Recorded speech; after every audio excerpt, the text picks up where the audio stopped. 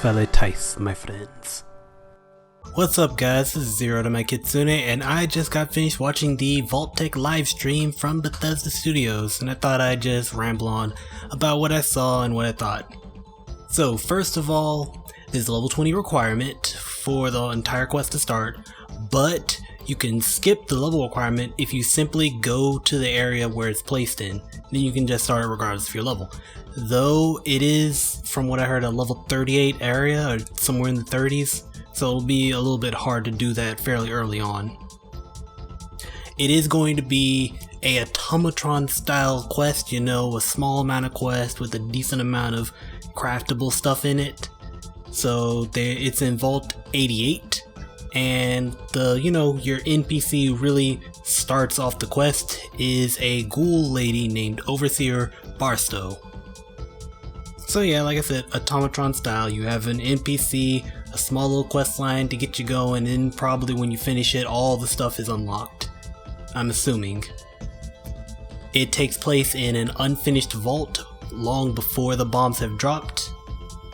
So, let me rephrase that sounded wrong.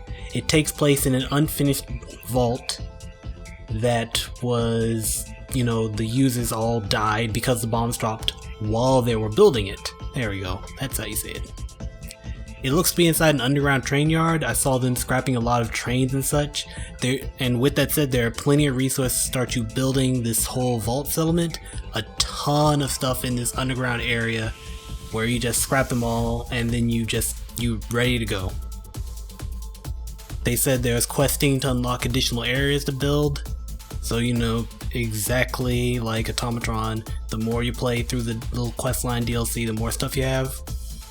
The vault pieces are usable outside of the vault, so while it's a little bit weird to have vaults that aren't underground, you can still make like vault settlements that go up and down and all that such. You can't build underground though, like I said, a little bit weird.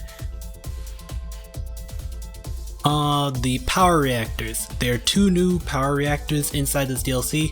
One is the 150 power reactor, so already you got something ridiculous. But then I assume near the end of the quest, you gain the 500 power super reactor.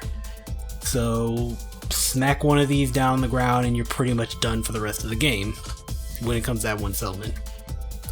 The Vault-Tec walls. Now, yeah, this is a cool feature. The Vault-Tec walls actually link power, so you can smack down your little vault super reactor and then you simply attach the little flooring underneath it and some walls, and bam, you add in a little plug thing to the wall, and from there all your power goes to your thingies. So no more cords and none of those weird underground pipey things they added in the last DLC that I don't think anyone really used or liked. There's a new clean furniture, so clean versions of, the moldy old post bombs furniture. I saw that there were a lot of mods that simply either duplicated the mesh of already clean ones and all that, but now you have an official DLC. Don't know if that makes it better or worse. I think it's kind of redundant, but for the people who don't use mods, there you have it. A thing to note is that this is already in the game, so you could experience it if you just didn't notice it. They added a way to see what kind of workshop items, where they come from, so you can see if there's no little icon in the upper right hand corner, if I'm right. If it's empty, it's from the base game. If it has like a weird symbol, well, if it has any symbol, it's from a DLC, and if it has the letter M on it, it's from a mod. I think that's super useful. It helps differentiate what comes from where, and if you have a bug with something, then obviously that's something you can tell whether or not it's a bug with the game or if it's a bug with the mod. I mean, it's a bug regardless, so it's a problem, but you get what I'm saying. I like that kind of stuff. I wish there was a way to see if weapons came from a mod just by looking at them. Personally, I can't wait for the Fallout version of the I guess you'd call it like the tilde menu. There's a proper word for it, but I can't think about it right now. But in Fallout, when you press the tilde button, you gain console commands. There you go. You gain your console commands menu, and when you click on something, you only see like the reference ID, I think. But with Skyrim, modding has advanced to the point where you hit the console command button and you click on something, you get all the information on it. Can't wait for something like that to show up in Fallout. Don't know how long it's going to take, probably an SKSE thing. But continuing on, there are Vault Girl and Boy statues and new posters added into this game. There's a population management system so you can sort your settlers out, thank God. You can organize them all from a computer screen. Again, there was a mod that kind of did that, but now we've got official, support from Bethesda with something like that, so I guess that's good. I guess. The quest line for this DLC is you running experiments on the users of your vault. There's a mini vault opening, so that's cool. You don't get the gigantic one with the screw and all that such. You don't get that.